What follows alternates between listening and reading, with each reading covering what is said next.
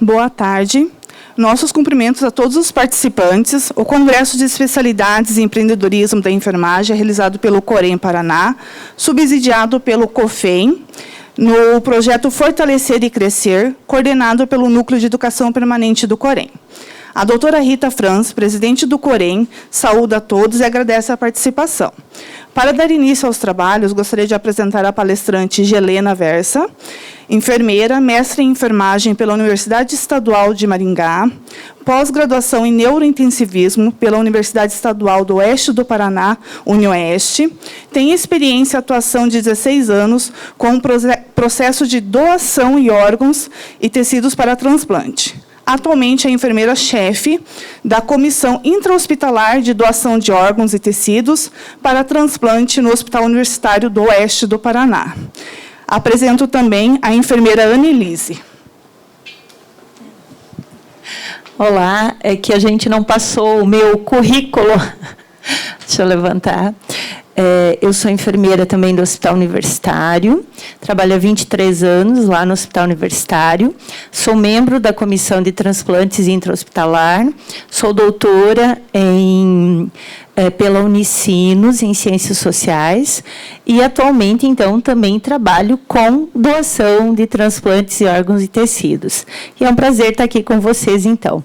Nós somos de Cascavel, nós duas, do Hospital Universitário, que é um polo e é uma referência para toda a região, mais ou menos 2 milhões de habitantes lá no oeste do Paraná.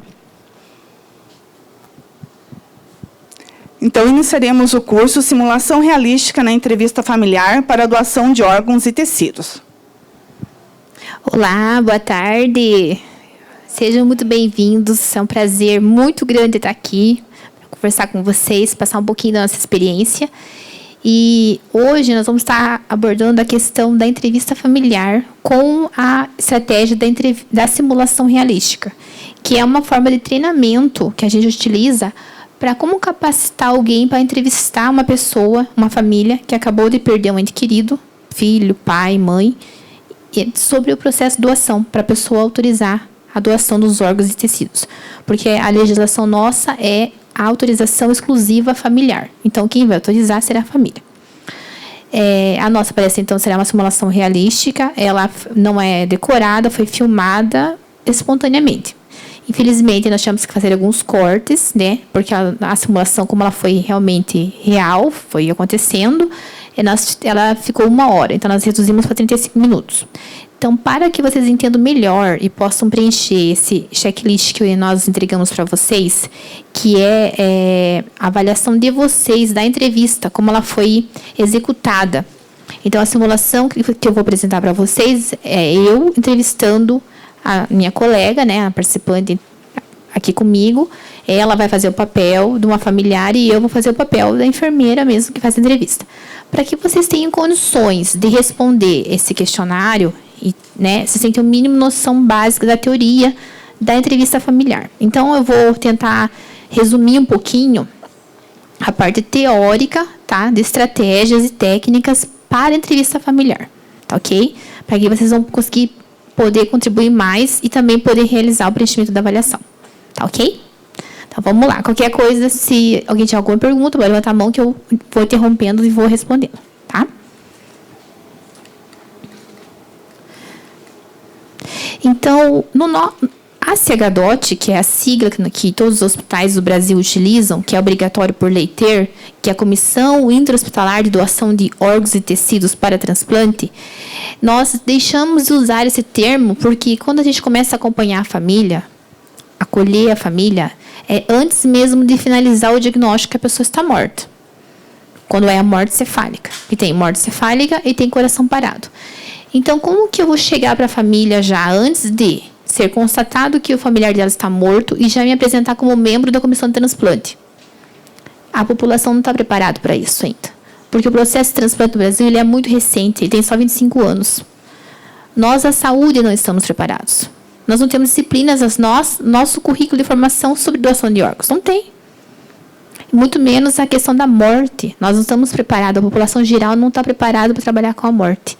Então, tudo isso gera um monte de tabus, um monte de dúvidas. E se nós chegarmos na população já antes deles nos conhecer e ver que nosso propósito não é só a questão da doação, e sim realmente estar ali para ajudá-los, eles já criariam uma barreira entre nós. Então, nós mudamos nosso nome já em 2011 para SAF, que é Serviço de Acolhimento e Acompanhamento Familiar.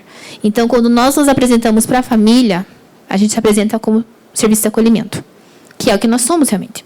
Nós estamos ali para acolher, acompanhar essa família, ajudá-los a entender todo aquele processo que eles vão passar.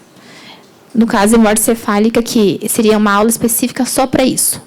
Mas, resumindo, morte cefálica é aquele caso que a pessoa vai fazer toda uma sequência de exames por 3 médicos diferentes, que pode demorar dias, e nós acompanhamos a família durante todo esse tempo, que a pessoa está sob ventilação mecânica e é comprovado que ela está morta.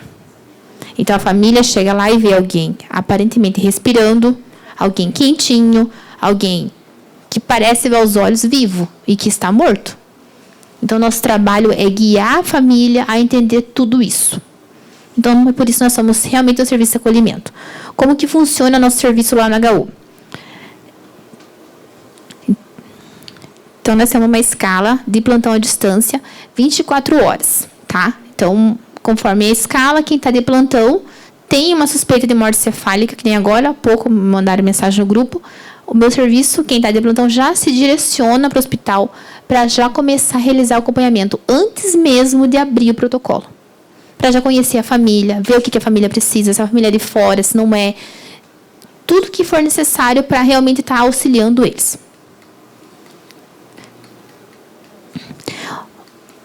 Voltando para a entrevista familiar, antes de eu realizar a entrevista, eu tenho que ter um local adequado. É fundamental. Eu não tenho como realizar a entrevista num corredor, dar a notícia de um óbito de qualquer jeito, em qualquer lugar, um lugar abafado. Então, eu tenho que ter ventilação, porque você não consegue raciocinar se é um lugar muito frio ou muito quente, não é? A gente se concentra, você não consegue concentrar. Imagina ter que ouvir uma notícia terrível de morte e aquele lugar quente ou muito frio, né? Então, o local tem que ser ventilado, tem que ter água, tem que ser privativo, tem que ser disposto de forma que não tenha nenhuma barreira mecânica. Então, o entrevistador não pode estar atrás de uma mesa, tem uma barreira entre eles. Ele tem que estar podendo ter contato direto com a família. Então, por isso que as cadeiras são dispostas. Nossa sala é um sofá, em L. Então, a gente tem contato visual direto. Até porque, eu vou falar com vocês sobre as estratégias. Uma das estratégias e técnicas é a questão da linguagem não verbal, que a gente utiliza muito, que é a linguagem corporal, o corpo fala. Então, eu tenho que poder ver essa família para ver como ela vai se posicionar a cada fala do médico, a cada fala minha ou da minha colega, para eu poder analisar o que ela pode estar pensando, para eu já intervir antes do problema acontecer. Tem que ter lenço, porque as pessoas vão chorar. Imagina você está chorando lá, né? E lágrimas, e não tem um lenço para se recompor. Então, tem que ter um lenço lá. Telefone, nós desligamos nosso telefone. É inadmissível que durante uma entrevista a pessoa está recebendo notícia de um óbito e você pare para atender o telefone. A família é assim. A gente fala, eu vou desligar meu telefone. Se você quiser deixar seu telefone ligado, fique à vontade. Não pedimos para eles desligar o telefone deles. Porque eles, às vezes, estão esperando uma ligação importante, um outro familiar que está longe. Então, eles, sim, ficam com os celulares ligados, se eles quiserem. Mas nós, a equipe, desligamos, tá? Para não ser interrompido. Aqui tem uma foto de alguns dos nossos membros. Essa aqui foi um evento que nós fomos na Câmara dos Vereadores. Fomos homenageados pelo nosso trabalho. Porque hoje o Paraná, ele é número 1 no ranking nacional do maior taxa de doadores por milhões de habitantes. Nacional. Só aconteceu 3 vezes na história até hoje. E é a 3ª vez que nós somos campeões nacionais. E se houvesse um ranking mundial, nós seríamos campeões mundiais. Porque a nossa taxa de doadores por milhões de habitantes é a maior que a da Espanha, que é a referência mundial em doação. Então, assim, nós temos um grande reconhecimento. Isso que nós somos terceiro mundo, né? Não temos a tecnologia que eles têm. Então, graças a muito trabalho da CHDOT em todo o Paraná.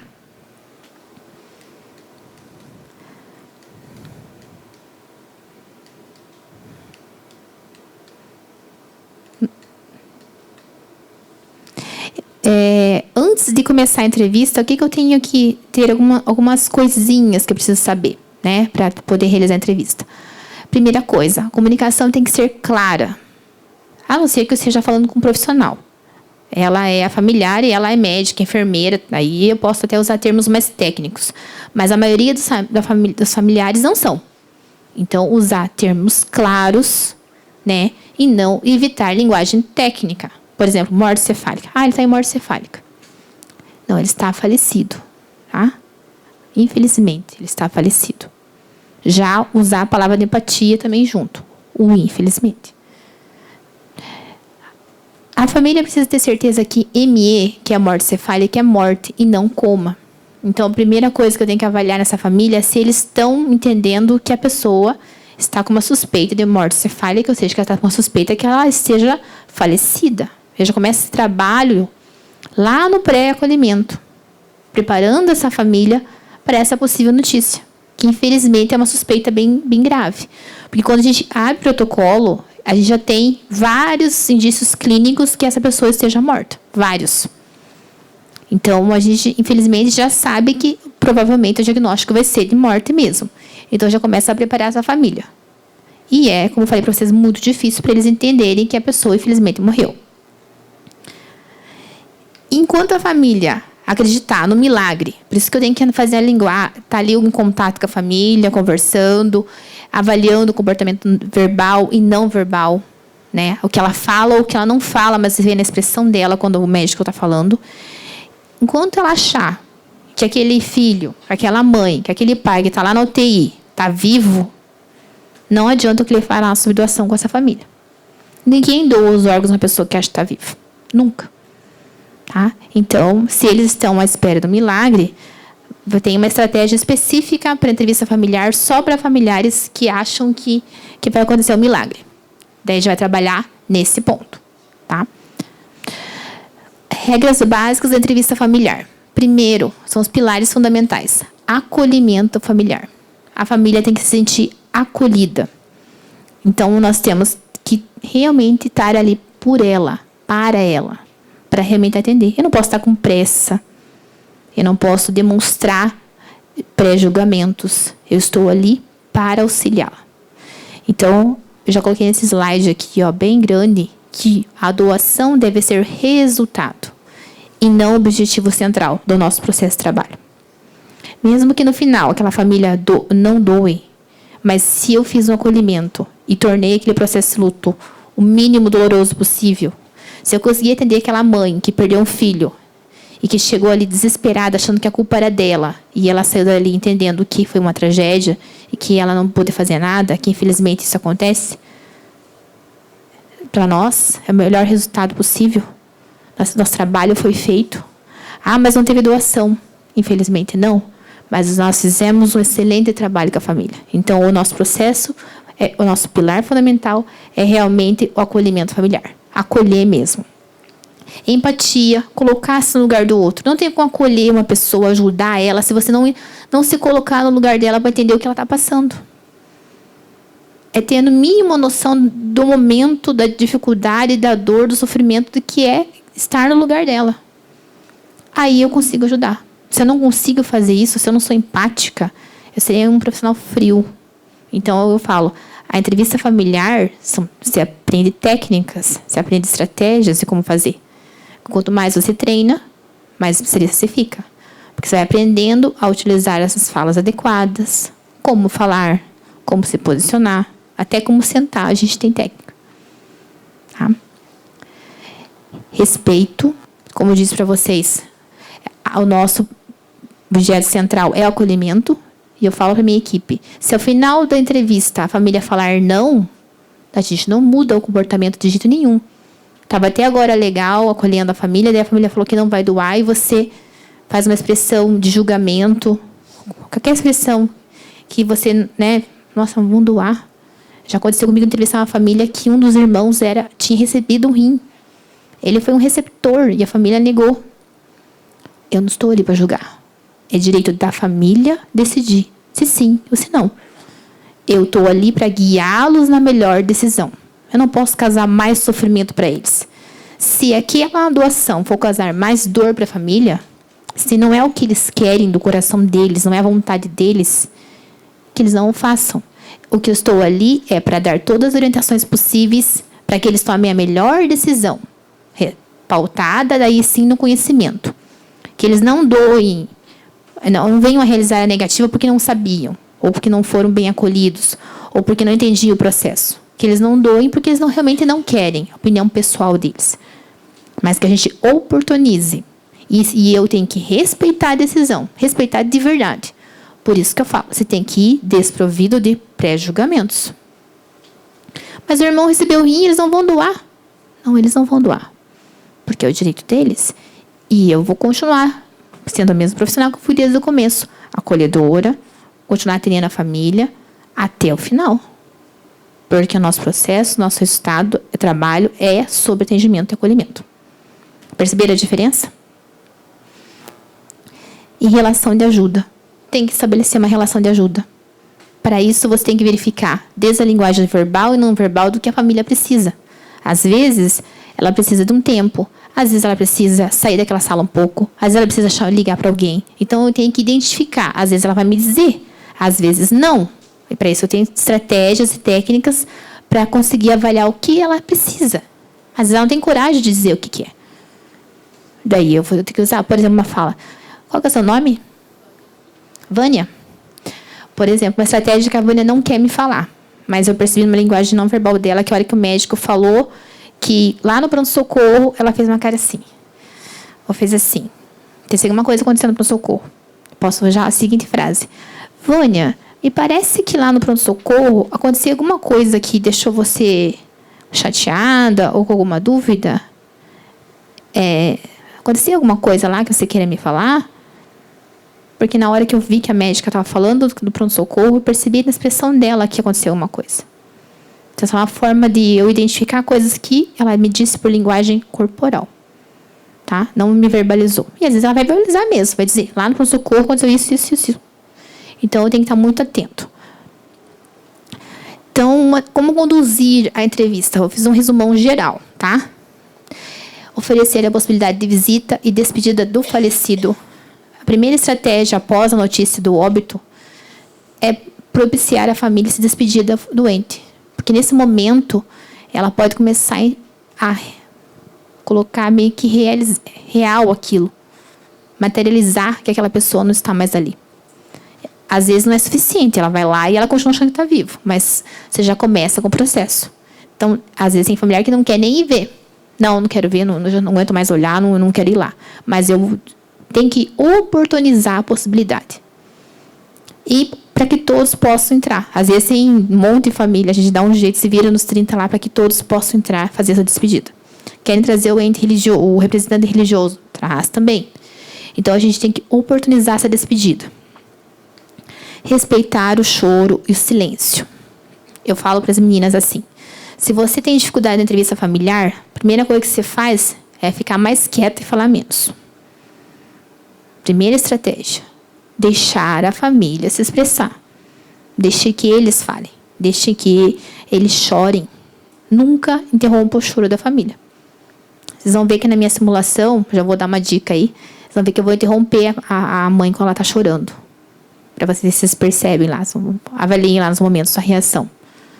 Não interrompa. Ela tem direito a se expressar. Jamais usar a frase, não chore. Não fique assim, seja forte. Isso só gera sentimentos ruins, raiva da família. Como assim não chore? Como você é forte? Eu acabei de perder meu filho, perder minha mãe. Ou mesmo que você meu avô de 90 anos. A dor de cada um. Eu não tenho como materializar a dor dela. É a dor dela, eu tenho que respeitar. Por isso, a questão do respeito. Da empatia, de se colocar no lugar dela. Referir-se ao paciente no passado. Quando você for falar dele, saber o nome do paciente, né? Lógico. Você já fala sempre no passado. A Dona Maria era uma pessoa, então, que gostava muito da igreja. Dona Maria era. Então, eu já vou trabalhando o processo do luto. Explicar os trâmites de liberação do corpo. Se ele vai para ML ou para SESC. Né? Que os casos de morte violenta, todos têm que ir para ML. Os casos que não Cascavel vão para uma entidade chamada SESC, que é um serviço funerário. Não sei como que é nas outras cidades do Brasil, mas lá vai para a SESC, que não precisa passar por médico legista. Tá? Eu tenho que explicar tudo para a família como que é, tudo que é necessário, os documentos, fazer toda essa relação de ajuda para que eles se organizem. Tanto se vai para o ML, que exige vários papéis, como se for para a SESC. Nós já temos todos impressos, até um mapa para onde fica cada lugar para a família poder ir, com telefone, com tudo. Se precisar, a gente liga nos lugares para pegar informações que eles querem saber, liga para o ML, fala com o chefe ML, ou liga para a SESC, fala com a SESC. Se eles têm plano funerário, a gente liga para o plano funerário, porque essa família não consegue nem falar, né, com o plano, para tirar alguma dúvida deles em relação a caixão, flor, tudo que for necessário em relação aos trâmites do velório e enterro. E aí, finalizando, quando a família está quase indo embora, que você fez todo o trabalho, aí sim é o momento de você ofertar a doação. Tá? Eles vão ver como nós vamos fazer. Quando que eu vou falar da doação? Existem várias teorias, né, que trazem a questão das fases do luto. E que as mais utilizadas é essa que tem essas 5 fases aqui. A família, ela não segue ela na ordem, e ela às vezes oscila, ela vem e vai nessas fases. E a gente só pode falar da doação quando a família aceitou que está morto, aceitou que não tem mais o que fazer, aceitou. Enquanto ela estiver na negação, não é verdade, não, ele está vivo. Não, isso não pode ser verdade. Isso é negação. Tá? Raiva. Ninguém decide nada com raiva. Se a família está revoltada, se a família está com ódio, que acha que ela é culpada, ou que outra pessoa é culpada, ou até a gente, a raiva volta contra a gente mesmo. Não é comigo, enfermeira Gelena. É com quem estivesse na frente. Eles estão revoltados. Não dá para falar de doação. Depressão. A família está chorando, está desesperada, está em pânico. Não dá para falar de doação. Barganha. Quando eles começam a barganhar. Mas e se fizesse esse exame de novo? E se outro médico fizer o exame? Está barganhando. E se eu levar para outro hospital e fizer no outro hospital? E se eu trouxer o padre aqui para fazer um milagre? Eu tenho que saber qual será a minha conduta em cada possibilidade de barganha. E eu tenho que ter conhecimento, eu tenho que ter domínio. Porque qualquer demonstração de que eu não sei o que estou fazendo vai colocar o quê? A minha postura como profissional em descrédito. Eles têm que confiar em mim. Eles têm que perceber que eu estou ali para ajudá-los, mas eu tenho que passar também confiança do que eu estou fazendo, do que eu sei. Então, eu tenho que ter total domínio do diagnóstico, dos exames, de todo o caso do paciente. Desde a hora que ele chegou, tudo que foi feito. Porque eles pedem coisas inimagináveis. Por exemplo, por que não fez tomografia quando chegou? Você tem que saber. Quem foi o neuro que atendeu ele quando chegou? Vamos supor que seja TCE. Que horas ele chegou? Qual foi o diagnóstico que o médico colocou? Tudo. Tá? Então, a gente tem que ter um domínio muito grande para poder realmente auxiliar aquela família a responder a todas as dúvidas. Senão, você não vai passar credibilidade e a família não vai confiar em você.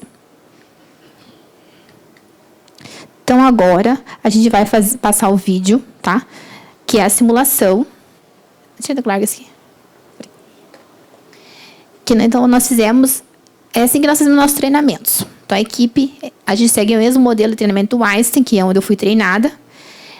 O Einstein, ele pega um profissional, ele vai entrevistar um ator, só que nós mesmos somos atrizes. Ainda bem que na nossa equipe tem várias atrizes da Globo aí. Vocês vão ver que essa aqui, que é a mãe, eu, inclusive, choro em entrevistas. Mas a enfermeira pode chorar? Sim, você pode se emocionar. Isso demonstra que você é um ser humano. Tá? Só não vai querer chorar falso. Ou chorar mais que a mãe. Tá? Porque você tem que manter o controle. Mas não tem problema nenhum você se emocionar com a situação. Até porque quanto mais simpático, mais você vai se emocionar. Inclusive, nessa simulação, eu choro com a simulação. Por quê? Porque é realístico mesmo. Você se envolve ali na entrevista na hora que você passa a achar que aquilo é real. Tá?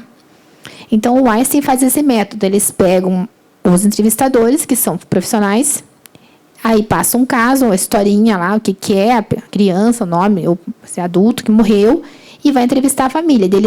Eles gravam e depois levam noutra sala, e aí a palestrante, que no caso sou eu, passa a entrevista e vai parando cada parte para que o público faça suas observações de como foi a prática do entrevistador. Eles vão avaliar se aquela fala dele foi adequada, a postura foi adequada, o que podia ser feito melhor. E aí, para isso, eu criei um roteiro. Esse roteiro, então, não é do Einstein, esse é meu. No Einstein, eles têm um outro um pouco menor, que guia os profissionais que estão assistindo a entrevista a marcar os pontos de positivo e de negativo que eles acharam durante a entrevista familiar. Porque para você aprender a fazer a entrevista familiar, é praticando. Isso que eu falei para vocês. Por quê? Porque você trabalhar com reação humana. E eu não tenho como prever 100% como vai ser a reação dela. Não tem. Nem vocês sabem a reação de vocês. Né? Numa morte de alguém querido. Se agora você perdesse alguém querido, você não sabe como você ia reagir na hora. Ninguém sabe. Então, como eu não sei, eu tenho que estar preparado para todos os tipos de reações. E na hora eu vou ficar sem saber o que fazer. E agora? Agora o que eu faço? Entendeu? Então, eu tenho que mostrar segurança. Senão, eu não consigo acolher e ajudar ela. Se eu estiver mais nervosa que ela, né? E aí, essa estratégia que nós usamos lá na HU. A gente faz treinamento 3, 4, média por mês, né, Annelise? De simulação realística. Nós ficamos 4 horas com uma entrevista só. A gente simula e depois fica discutindo. Principalmente os novos. Eu falo, olha, tá vendo essa fala aqui? Essa fala aqui foi adequada. Olha como a mãe reagiu bem. Agora, olha essa fala aqui que ela fez. Você viu como a mãe ficou mais nervosa que você falou isso? Então, em vez de você falar isso, você devia ter falado assim. Então, a gente vai treinando e assim nós vamos estabelecendo a prática de como entrevistar. É um coach, na verdade. Tá? E vocês vão ver que a gente usa depois na vida pessoal da gente. A gente se torna uma pessoa muito mais sociável, porque você aprende a avaliar, você começa a observar mais a pessoa, como ela está falando, como ela está. Só de ver, você já fala, você não está bem hoje, né? Ou você nem fala nada, porque você viu que a pessoa não está legal. Você começa a aprender a observar mais as pessoas, a ser mais empático com todo mundo, na verdade. Você aprende a olhar os sinais verbais e não verbais. Então, nos ajuda até a conviver melhor com as outras pessoas. Então, eu vou passando, daí eu vou fazer sinal para ele parar, para a gente discutir cada fase. Pode começar.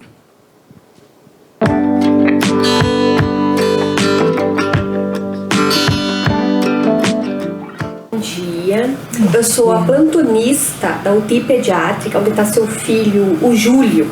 Sim. Tá? Então, o Júlio, ele sofreu um TCE muito grave.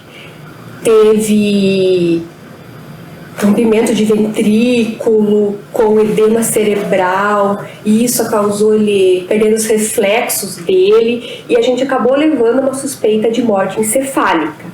E a senhora acompanhou que a gente vai começar os exames, foi feito o primeiro e o segundo, que foi passado para a senhora, que já deu positivo, e agora de manhã a gente finalizou o protocolo, fez o último exame que faltava, e esse exame, infelizmente, ele comprovou a nossa suspeita, que foi de morte encefálica. Ele morreu. Não. Seu filho foi a óbito, tá? Meus sentimentos, tá? Agora eu vou passar aqui todos os documentos para a enfermeira. Ela vai conversar com a senhora e qualquer dúvida, a enfermeira Gelena vai te responder. Não pode ser, agora, doutora. Com licença, eu preciso me retirar. Meu Deus, doutora, não pode ser.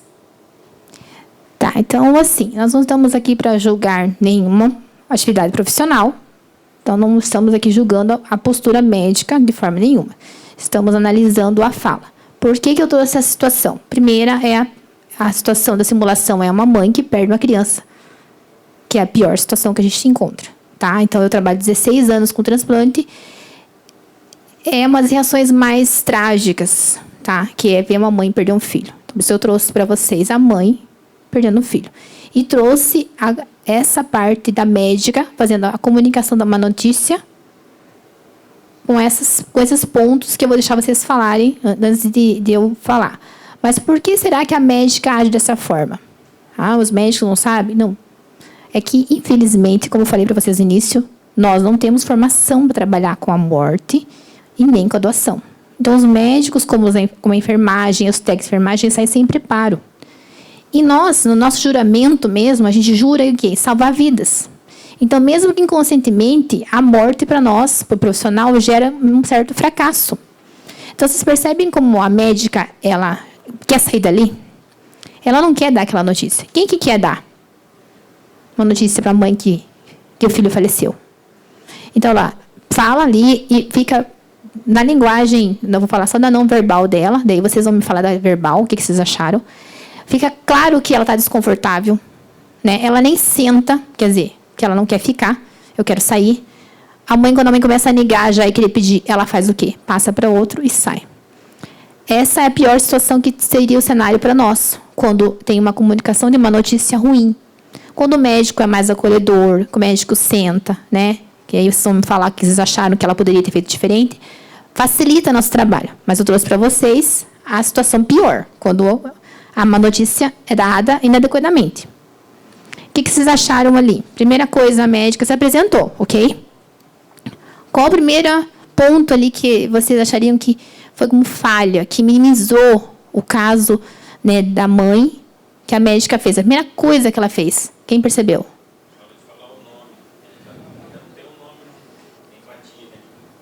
Perfeito, isso mesmo. Gente, inadmissível, né? Imagina, como é que você vai confiar no médico que está cuidando do teu filho, que fez diagnóstico que seu filho morreu e não sabe nem qual é o nome dele? Isso, muito bem pontuado. Muitos termos técnicos. O ventrículo, TCE, morte cefálica, os testes positivos. Teste positivo, peraí, mas se deu positivo, positivo é bom? Então, mas ele é morto daí? Teve uma vez que o médico falou, nós fizemos o teste morte cefálica e deu positivo. Família, Deus é louvado, graças a Deus, deu positivo. E nós, não. Então, essa é até a forma, né? O positivo, como se fala. Então, ela, infelizmente, ela usou todas as possibilidades que não deve se utilizar. Uma linguagem, primeiro a postura, né? A linguagem não verbal, né, dela. Ela ficou de pé, né, com papel, se apoiando, demonstrando insegurança, não sabia o nome. Não, a mãe estava chorando, pedindo, ela pega e sai. Tá? Claramente que ela queria se livrar. A gente não sabe também a situação dessa pessoa. Exatamente, tem filho. Né? Então, assim, ela também é um ser humano. E, como não tem o preparo teórico nem prático, muitas vezes não sabe como dar uma notícia. Hoje existem vários cursos que as pessoas estão fazendo, se aprimorando, só de comunicação de uma notícia. Felizmente. Então, a gente tem lá no hospital, graças a Deus, muitos médicos que estão mais preparados. Mas, infelizmente, esse cenário acontece muito. O que mais vocês querem falar sobre a postura da médica? Que vocês perceberam? Faltou empatia, uso de termos técnicos. Isso, muito bem. Nossa, nós temos especialistas aqui. A voz dela, ela estava muito nervosa. Insegura, isso demonstrou insegurança, a voz trêmula. Né?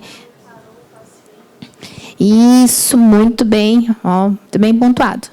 Vocês são muito bons observadores.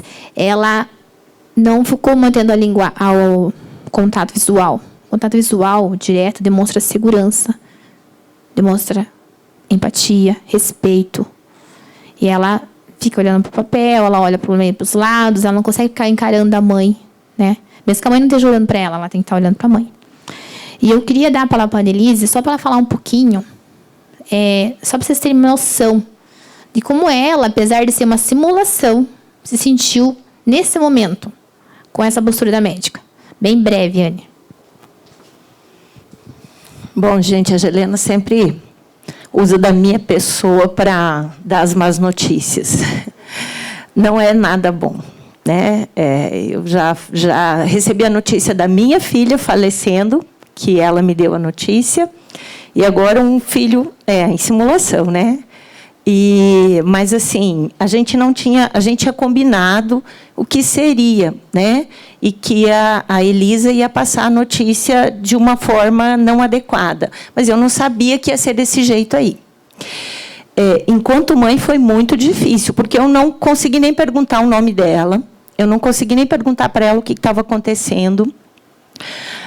Fiquei muito nervosa, porque eu não esperava que eu receberia a notícia da morte do meu filho naquele momento. E a questão de ela não se sentar, de ela ficar em pé, eu estava sentada, eu não consegui nem reagir. Eu não pude nem colocar, né, uma dúvida que eu tivesse naquele momento para ela. Então, eu fiquei desesperada, porque vocês vão ver no decorrer, né, da entrevista que eu fico com dúvida do diagnóstico daí. Porque, de forma nenhuma, ela trouxe para mim o que é que aconteceu de forma mais empática, de forma mais calorosa, mais humana. Então, para mim, foi bem difícil. A hora que ela falou e saiu, foi uma surpresa para mim.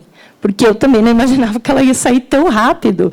Eu acho que eu queria que ela ficasse ali para eu perguntar alguma coisa. E ela levantou e foi. Ela não levantou, né? Ela ficou em pé. Ela pegou, simplesmente falou, vou passar para a Gelena, e você pergunta para ela e pronto. Né? Então, é muito complicado, gente. A gente tem que ter o cuidado que, quando a gente estiver com alguém, que a gente dê o tempo para a gente ver como é que a pessoa está se sentindo. Né? E dar o tempo para ela perguntar também. Isso é bem importante, mas é muito difícil. Obrigada, Anne. Então, só para vocês terem uma ideia, a Anne trabalha anos com simulação realística, né? Que nem ela brincou, que eu já entrevistei ela, eu como entrevistadora, em outras situações que a gente fez simulação, e daí a filha dela morria, no caso. Eu falei, vai ser sua filha para ser bem real.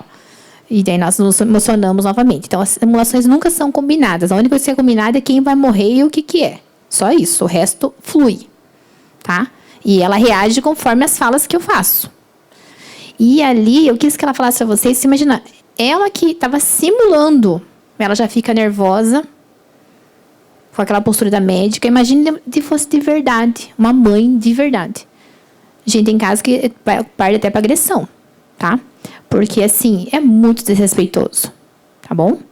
Então, a gente tem que... E aí, nós pegamos essa situação. O que a gente vai fazer? Então, mãe, vocês vão ver que a mãe agora vai me dar trabalho.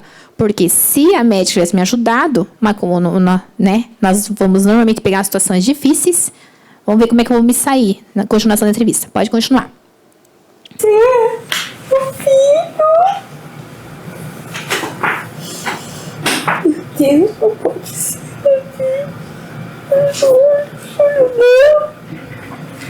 Me diz que não é verdade. Me diz que não é verdade isso. Não, eu não quero. Primeira coisa que eu fiz ali, o que vocês acharam? Foi adequado? O que vocês acharam? Isso. Ela estava negando ali, falando, chorando, e eu já não deixei ela chorar não deu nem um minuto. E é assim que, infelizmente, a maioria faz, tá? Gente, foi feito um estudo espanhol que os profissionais esperam 3 minutos dos entrevistadores bons para a família chorar. Interrompe. Eles não aguentam. A gente não sabe por quê? Porque incomoda o choro. Nos incomoda. Então, você quer fazer alguma coisa. Você, instintivamente, você vai querer fazer alguma coisa. Quando a criança cai, você fica ali olhando. Não, você vai pegar. Então, uma pessoa chora, a gente tem o instinto de querer fazer alguma coisa. Falar um nome, interromper. Então, nós temos que nos treinar, que nós não podemos. Por quê? Porque eu preciso que a mãe se expresse. Eu preciso deixá-la chorar. Ela tem o direito de chorar. É desrespeitoso, é desumano a hora que eu interrompo ela e quero falar qualquer coisa. Qualquer coisa que eu falar ali vai gerar mais raiva nesse momento. Porque ela não quer ouvir nada. Já a posição dela, olha ali, só falta desenhar para mim. Essa posição, quando a familiar baixa a cabeça, coloca as mãos no rosto, ele já está me dando, nem precisava nem ela tá chorando. Só ela fazer essa posição já quer dizer que não quer ouvir. Né? Então, a linguagem não verbal. Ela não quer ouvir nada. Ela acabou de receber a pior notícia da vida dela. Então, nesse momento, ela não quer ouvir nada. Então, a primeira técnica que eu vou ter, deixe a família chorar. Não interrompa. Mas eu quero... Espere. Quando ele olhar para você, aí é a tua vez de falar. Tudo bem, pode continuar.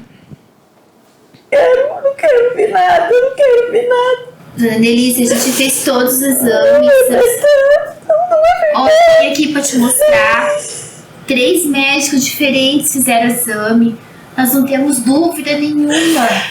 Não é não. Ele tá lá, saindo de lá agora. Eu tava com ele agora lá. Ele tá quentinho, ele tá respirando. Eu tava com ele tá lá. Ele é meu filho, tá lá, ele tá respirando. Isso aí não é verdade. Eu não quero receber nada. Vocês viram que eu continuei interrompendo ela, né? Quis falar dos exames. O que aconteceu ali? Ela como simulação, que ela não é de verdade. Vocês perceberam a tonalidade de voz dela? Como ela já ficou mais irritada? Porque eu continuei interrompendo ela. E ela não falar que não é verdade, ela tá na fase do quê? Da Na negação, muito bem. Então, ela está na negação, e aí ela vai para que fase? Naquele momento eu continuei interrompendo ela. A raiva. Você pode até ver que ela começa a olhar para mim, mas assim, já aumenta o tom de voz. Eu até dei uma baixadinha ali, mas aí ela quase grita, para não ficar muito ruim para vocês ouvirem. Mas a gente editou o som dela nessa parte, que ela chegou a quase gritar. Porque ela, mesmo sendo com um papel de ator, eu irritei ela profundamente. Por quê? Não conscientemente, lógico, mas a reação que você tem no momento. Você está ali sofrendo, você acabou de perder seu filho, a pessoa fica ali querendo te explicar que foi 3 médicos, que está morto. Meu Deus, deixe a mãe chorar. E aí, mesmo ela sendo uma simulação, ela ficou mais raiva, irritou mais, e ela já foi direto para a fase de raiva. Daí eu vou ter muito mais trabalho com essa mãe se eu tivesse deixado ela chorar e se expressar. Pode continuar. Eu não vou receber papel nenhum. Eu quero tirar o meu filho daqui. Porque a gente chegou nesse hospital aqui. Enfermeira, a gente chegou. A gente sofreu um acidente, ele veio outra ambulância, eu não me machuquei nada. Eu só tô dolorida, mas eu tô bem, meu marido tá internado, mas não pode ser. Não pode ser, meu marido tá bem, como é que meu filho morreu? Eu não posso acreditar nisso. A gente chegou aqui. Então, a gente trouxe essa simulação quando a familiar está sozinho, que é a pior de todas. Por quê? Se tivesse alguém do lado dela, o que iria acontecer? Aí essa pessoa, sim, que é da família, ia abraçar ela. E ela ia se sentir acolhida. Porque é alguém que ela conhece, não eu. Porque ali eu ainda até tinha um contato prévio, porque é morte cefálica, ainda é uma família que a gente vem tendo contato. Mas eu sou um profissional. Então, entrevistar a família sozinha é o pior cenário também. Por isso que eu trouxe uma mãe sozinha. Porque se ela tivesse com o pai, tivesse com a avó, com a tia, ela ia ser acolhida por um familiar e se sentir menos sozinha. Tá? Então, ia ser menos doloroso para ela. Vocês viram que ela falou que estava sozinha, então sofreu um acidente, e o marido está internado. Então, ela está ali sozinha. Tá? Em relação à minha postura não verbal, alguém consegue ver alguma coisa? A oferta do lenço é acolher, né? E assim, queira ou não, vocês viram que ela estava bem irritada, a hora que eu dou o lenço para ela, ela meio que dá uma... Porque ela vai que o cérebro dá uma desprocessada e vai olhar para o lenço, vai pegar o lenço, vai fazer o quê? Automaticamente vai limpar as lágrimas. Então, ele dá uma dispersada daquele pico de excitação que ele está tendo, emocional, e dá uma leve rebaixada. Então, a pessoa tende a se acalmar um pouco mais. É que nem dar água. Vocês vão ver que no momento eu vou dar água para ela. Então, isso ajuda a pessoa a sair um pouco daquele foco, daquele trauma, que ela está ali, naquele turbilhão de emoções, e ela dá uma reduzida. Tá? Em relação à minha postura, eu, profissional, quem quer comentar alguma coisa? Olhando eu ali desde o começo, como eu estou posicionada, como eu estou sentada, eu, enfermeira. Essa é a nossa sala mesmo, tá, gente? Essa é a minha sala de entrevista familiar, é assim mesmo. Eu só faço desse jeito, a gente fica assim com a família. Alguém quer comentar alguma coisa? A nossa colega ali, que é especialista já, vou chamá-la para trabalhar na Cegadote.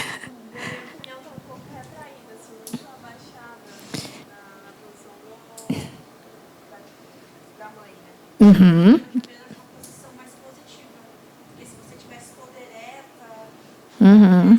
Tivesse uma outra imponência para o familiar, ali está mais acolhedor. Uhum. Isso. E as minhas mãos. Observe minhas mãos. O que vocês acham? O que ela falou ali, as duas fizeram observações muito perfeitas. Eu estou direcionada, sempre tento me direcionar mais para o corpo, para a pessoa, porque demonstra que eu estou interessada, que estou ali para ela. Se eu fico com uma postura sentada muito ereta, né? Que nem agora, eu estou aqui de pé na frente de vocês, já demonstra o quê? Eu estou mais acima de vocês, né? Porque vocês estão em posição de mais de paciente, e eu estou conduzindo, que é uma palestra. Se nós estivéssemos sentados em círculos, eu estivesse na mesma altura de vocês, sentado ao lado, eu estaria muito mais próxima de vocês. Por isso que eu, como palestrante, faço o quê? Eu ando por meio da plateia para ficar mais próximo de vocês, para ter um elo. Assim é a postura que eu tô. Então, eu me inclino um pouco mais. Mas, em alguns momentos, a nossa especialista ali percebeu, eu me incomodo e dou uma retraída. Então, assim, quando ela fica muito nervosa, eu mostro uma linguagem corporal que eu reajo com um pouco de retração. Se tivesse uma outra pessoa na sala, a mãe nem consegue observar. Ela ia perceber que eu estava meio incomodada com aquilo. E por quê? Porque eu coloquei o nome da criança de Júlio e a idade do meu filho e é o nome do meu filho. Então, eu fiz o propósito. Para quê? Para que fosse mais realístico para mim. E eu me coloco no lugar daquela mãe. Por isso que eu choro na cena. Porque eu me coloco no lugar dela pensando que se fosse o meu filho que estivesse morrendo mesmo. Como seria? Tá? Inclinar-se é bom, mas cuidado com a retração do corpo. Que daí parece que você está com medo, você tem alguma coisa a esconder, você está meio inseguro. Demonstra insegurança. E as mãos também. Ficar manuseando muito as mãos, esfregando a mão na outra. O ideal é a palma da mão aberta para frente, posicionada mais livremente, que eu não tenho nada para esconder. Estou aqui à disposição, estou aqui à tua altura, estou aqui à sua, né? Para você mesmo. E aí, nessa postura das mãos, os braços cruzados, já é uma barreira corporal. Pode passar. Depois que eu cheguei, demorei um tempão, ninguém me falou nada. A gente ficou sem notícia nenhuma. A gente tá de viagem, a gente é de fora, a gente não tem ninguém aqui. Pode passar. Sabe? Agora deixei ela falar, né? Sei o que ela estava falando. Eu não interrompi ela, mas eu mantive a comunicação. Como que eu fiz isso? Fiz assim. Tipo, eu tô te ouvindo. Para não interromper a fala. E continuei olhando nos olhos dela. Eu tô te ouvindo. Concordando com o que você está falando. Então, é a estratégia que eu uso para não interromper a família e manter uma comunicação. Não posso, cara, que a família está falando, eu abaixar a cabeça. Anotar em hipótese nenhuma, porque se eu estou anotando uma coisa, a não ser que seja uma queixa que eu vou verificar. Aí sim, perfeito. Mas a família está falando, não posso ficar anotando nada durante. Senão a família vai pedir, o que você está anotando aí? O que você anotou? O que eu falei? Você vai fazer o que com isso aí? Então, gera uma segurança. Então, mantive contato visual com ela e estou escutando. Ela está falando um monte de coisas. Eu tenho que fazer o quê? Uma mentalização dos problemas que ela vai me apresentando, porque eu tenho que desatar todos os problemas. Tá? Ela me contando do acidente, já demonstrou uma certa culpa aí nessa questão do acidente. E aí a questão do atendimento, ela já vai falar do atendimento. Tudo isso eu vou anotando mentalmente. Para quando não interrompa ela e fala assim, não, é lá no pronto-socorro. Não. Primeiro, deixa ela falar até tudo que ela quiser falar. E ninguém veio conversar comigo e agora me disse que meu filho tá morto, enfermeira, não. Eu não quero ouvir mais nada. Como é que eu faço pra tirar o meu filho daqui? Eu vou levar ele para um outro hospital? Deve ter algum lugar, gente, que possa fazer alguma coisa. Não foi feito nada, não foi operado, não foi feito nada, enfermeira. Eu fico muito triste que você ficou horas e horas sem ter notícia do seu filho. Isso para nós é terrível, a gente saber uma informação dessa. Nós vamos com certeza tomar providências, falar com a chefia lá do pronto-socorro, porque nenhuma mãe deve ficar tanto tempo sem ter notícia do filho. Então, se você lembrar dos profissionais que atenderam, né, você me passa o nome, nós vamos estar conversando com essas pessoas, porque uma mãe jamais pode ficar tanto tempo numa angústia dessa. Pode pausar. E eu não consigo. Então, vocês viram que ela terminou a frase, eu quero tirar meu filho daqui. Certo? Porque ela tá com muita raiva, ok? Você percebeu que ela tá na fase da raiva, e da negação, e da barganha. Tá as três meio juntas, porque se fizer no outro hospital, se fizer de novo, se eu tirar meu filho daqui, e a raiva que foi mal atendida. Então, eu mentalizei tudo que ela foi me falando e comecei a discorrer da primeira coisa, que é tentar me aproximar mais dela e demonstrar realmente que eu tô ali. Então, primeira dica, quando a família reclama de qualquer coisa que fizeram de errado, que nem ela falou lá, que ficou horas e horas esperando. Vocês acham que se eu falasse assim para ela, veja bem, Annelise, peço desculpas que você tenha ficado tanto tempo esperando, mas é que o pronto-socorro é muito lotado, os médicos, né, tem emergência, e daí não tem como atender todo mundo.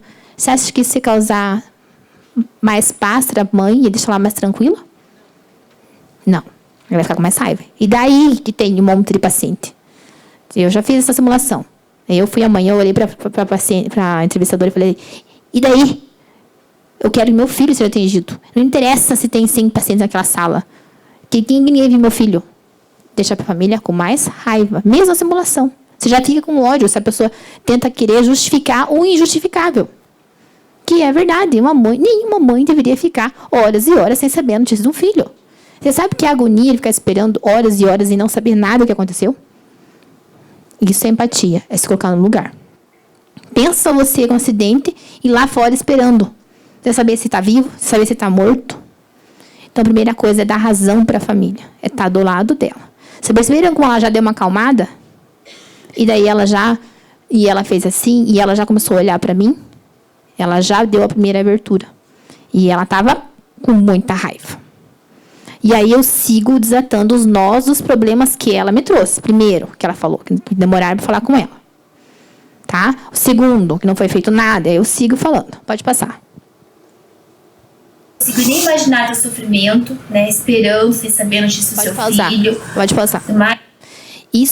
Essa fala que eu falei é muito importante. Eu não consigo nem imaginar o que você está passando. Jamais use assim. Ai, eu sei como deve ser difícil para você perder um filho. Se você está me entrevistando, ou a maior parte das mães vai olhar para você assim, Você já perdeu um filho? Você não sabe o que eu estou passando. Você sabe o que é você perder um filho de 8 anos de idade? E aí, você causa mais dor para essa mãe, mais sofrimento. Você está ali para acalmar, para acolher, para ajudar, tá? Então, a gente nunca vai conseguir saber o que é a dor. Nem que nem for o vozinho de 97 anos, que você pensa assim, meu, mas de 97 anos, a sua família está chorando tanto.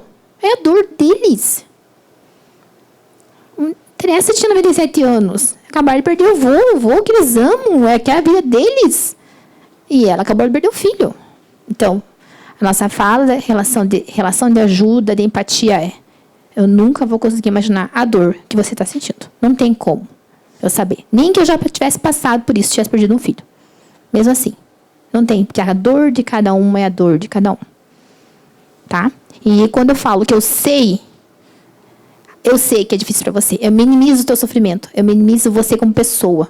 Tipo, eu digo assim, eu sei como é que é. É assim, eu sei. Dizendo assim, tipo, é isso mesmo. Eu sei como é que é. A pessoa se sente pequena. Ela não se sente importante. Então, agora eu não sei nem como. Não consigo nem imaginar. É uma coisa inimaginável. Não dá para saber. Tá? Pode passar. Mais um acidente trágico, né? Você aqui sozinha, seu marido está internado. Peço desculpa realmente em nome do hospital que você tenha passado por isso. Porque não é a nossa política. A gente tem um atendimento humanizado, de passar as informações claras e passar o quanto antes para a família. Só que, Annelise, infelizmente, não há o que ser feito. O médico, o Dr. Cleiton, avaliou o Júlio assim que ele chegou. Ele chegou aqui para nós 8 horas da manhã, às 9 horas ele já fez tomografia. Aí o Dr. Cleiton avaliou a tomografia, já vinha um sangramento extenso no cérebro dele. Quando a doutora falou oritroventrículo, ela quer dizer que sangrou toda a cabeça dele. Então não tinha como operar. Se o médico fosse operar, era decretar a morte dele naquele momento. Então, eles usaram remédios para tentar conter o sangramento, reduzir o inchaço. Deus, mas por que ninguém explica pra gente isso? Pode parar. Então foi pro segundo nó, que era um problema sério que ela trouxe. Ninguém vai partir para doação e aceitar a morte enquanto achar que não foi feito nada. Que deixaram o filho da pessoa morrer. Que deixaram morrer. E ali a minha fala, o que vocês acharam dessa parte? Demonstrou conhecimento do caso? Sabia o horário que chegou, sabia o neuro que atendeu. E voltei lá na fala da médica. Quando a médica fala, firmando o diagnóstico médico, dizendo assim, conforme o médico disse, apesar de ter falado termos técnicos, eu fiz o quê? Uma tradução. Porque apesar da médica ter dado uma notícia não adequada, mas ela é a autoridade. Foi ela que fechou o diagnóstico. Então, ela disse aquilo. Então, pega a fala do médico, o diagnóstico, E não digo só para a mãe, não tem que fazer, não tinha que fazer. Eu explico que não teve que fazer e por quê. Porque se eu falo só assim, olha, eu não tinha que fazer, infelizmente, os neuros não podiam fazer nada. Você acha que é suficiente para tentar acalmar a mãe? Colou para vocês? Tipo, vocês estariam satisfeitos com essa minha resposta? Não, você tem que ter um conhecimento mais aprofundado do caso. Dizer por que não foi operado. Aí ela entendeu. Aceitar é mais difícil. Mas ela entendeu. Você viu que ela fala assim, e por que não fala isso pra gente, então? Por que não falaram antes já? Por que só agora, né? Pode passar. Queria ter falado comigo, ter me dito, ter me mostrado alguma coisa. Lá naquela UTI, muda um médico, muda outro médico. E as pessoas falam muito superficialmente, não falam pra gente o que está acontecendo. Eu fiquei muitas horas sem conseguir ver ele. Eu queria ver se ele estava bem, eu queria tocar nele. Meu Deus do céu, gente. Como é que pode? A gente estava vindo de viagem, estava feliz, meu marido estava cansado, eu fui dirigir. E acontece essa tragédia. Por que eu tirei o carro para ir para o outro lado? Por que, meu Deus do céu? Eu tenho certeza, sabe, que se tivesse sido meu marido, realmente ele não tinha morrido. Por que tinha que ser eu estar dirigindo esse carro? Por que eu peguei o volante, sabe? O que ela está demonstrando aí nessa fala? O quê? Isso, ela já começou na aceitação, porque ele não teria morrido. Então, a minha explicação já fez ela entender que ele está morto. Muito bem observado. E aí, uma coisa muito séria que ela levantou ali, que é que eu falei que é o nosso principal processo de trabalho. A culpa. Gente, eu tenho um dever moral, ético, de não deixar essa coitada dessa mãe sair da hospital achando que ela é culpada pela morte do filho dela. Além de perder um filho, ainda achar que ela é culpada. E não adianta o pai dela dizer que ela não tem culpa. Não adianta o tio falar que ela não tem culpa. Porque ela vai achar que eles estão falando isso para consolar ela, porque eles são familiares. Então, o nosso papel como profissional ali para dizer para ela, levar ela a perceber que nela não tem culpa, é fundamental. Porque eu sou um profissional neutro. Eu sou um profissional que estou ali ajudando ela, mas, ao mesmo tempo, eu sou um profissional que estou vendo a situação de fora. E, a partir do momento que eu passo segurança para ela começa a acreditar no que eu falo. Ela já acreditou. Ela não ficou mais na negação que o filho está morto. Só com a minha explicação. Então, eu já tenho o quê? Um poder de autoridade em relação ao que eu estou falando.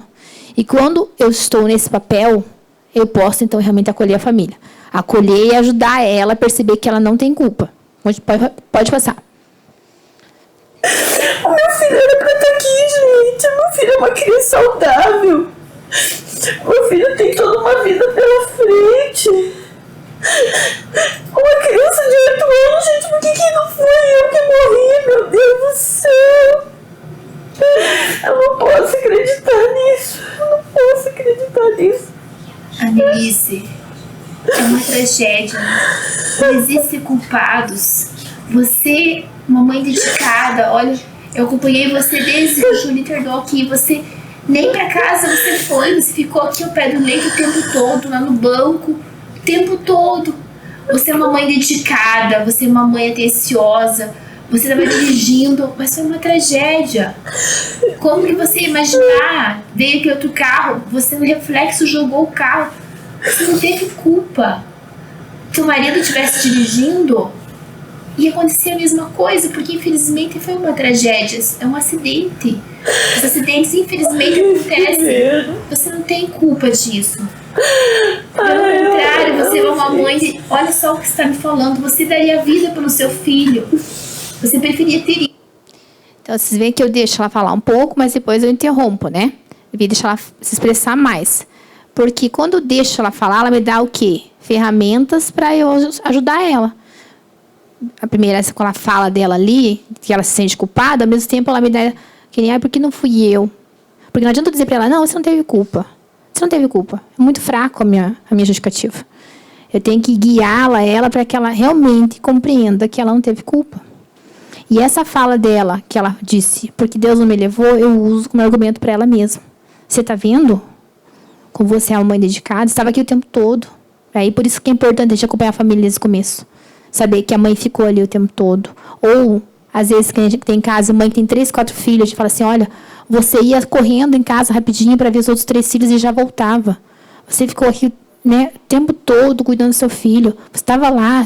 Então, fazer a mãe perceber, tá? Tudo que ela fez. E até essa fala dela, olha só, você disse que você iria no lugar, você daria vida por ele. Que demonstração de maior amor que isso? Para ajudar ela a tirar esse sentimento de culpa. Em relação à minha linguagem corporal, né, eu estou mais inclinada em direção a ela, mais próxima, mas as mãos ainda demonstram muito o quê? Nervosismo, tá? Então, é uma entrevistadora ainda meio no começo, que é um pouco nervosa com a situação. Meio incomodada, né? Então, aquele baseado das mãos, interrompo ela quando ela fala, devia deixar ela falar mais, se expressar mais. E daí, quando ela olhasse para mim, eu continuaria a fala. Pode passar. Indo no lugar dele, que é a maior prova de dedicação de uma mãe. Só que, infelizmente, é a hora dele. Até Deus levou ele.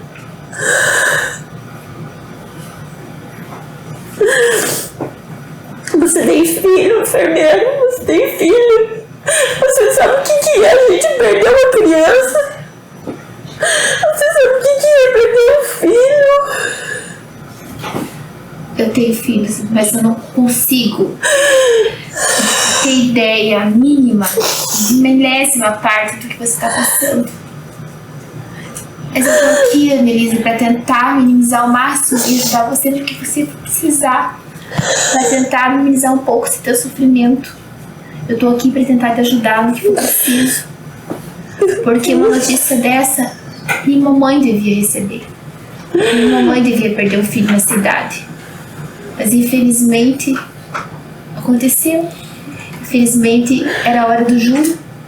E como nós conversamos, você já me falou que você é uma pessoa religiosa. Cada um tem essa hora. Nenhuma folha cai sem Deus querer. Então era a hora dele. E você fez de tudo. E Annelise, eu te garanto que aqui no hospital tudo o que foi possível nós fizemos. Ele foi atendido prontamente. Eu tenho todo o prontuário. Se você quiser, você pode pedir revisão do prontuário via protocolo. A gente já dá a cópia de tudo. Você pode ter acesso a todos os exames feitos, a tomografia. Eu tenho inclusive aqui, ó, o protocolo, que são todos os exames que foram realizados, os nomes dos médicos que fizeram. Eu posso te mostrar as imagens da tomografia. Felizmente, Annelise, eu queria poder dizer pra você que não é verdade. Mas a gente tem que te contar a verdade. O Júlio se foi.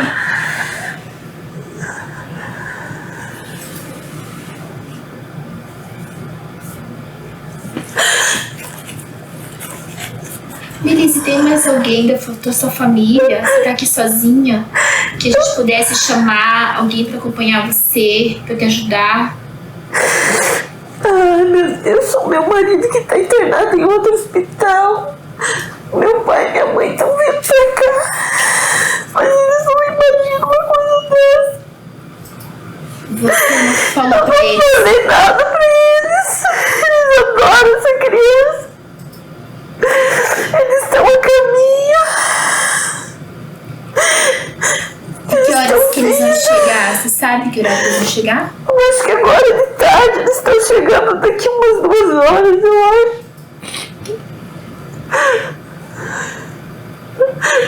A gente não é nem daqui, tem tanta coisa.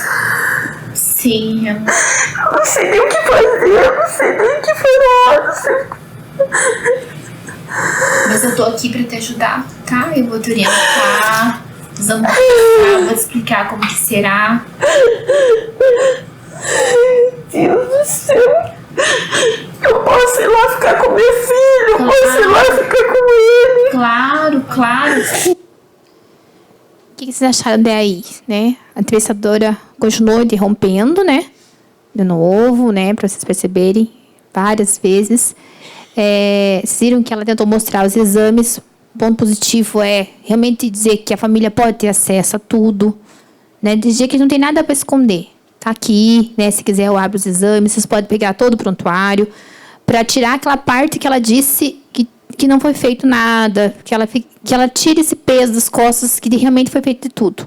E ainda eu reforço dizendo, ó, a gente fez de tudo. E aí tento mostrar os exames, mas parece que ela estava chorando muito, ela não vai nem olhar, se ela não olhou. Porque não foi o momento certo. Eu tinha esperado esse momento que ela tivesse mais calma, mais aceitação. Então não foi o momento adequado ainda. Tinha esperado um pouquinho mais. E percebam que ela teve que pedir para fazer uma pausa, para ver o filho. Quando a família está assim, muito nervosa, que acabou de receber uma notícia e está sozinha também, primeiro a gente deve ver se tem mais alguém. Só agora eu fui pedir para ela se tinha alguém que ela podia chamar. Então, quando a pessoa chega sozinha, a gente já pede no começo. Está sozinha? Tem alguém que você quer que eu chame para te ajudar, para te acompanhar? Porque às vezes a pessoa não sabe. Às vezes tem alguém ali que pode ligar. Eu quero. Aí a gente espera até para o médico chegar. Não, espera se chegar outra pessoa. Não deixa a pessoa receber a notícia sozinha de que o filho dela morreu. E se ela passar mal e não conseguir nem falar mais? Não tem ninguém ali junto.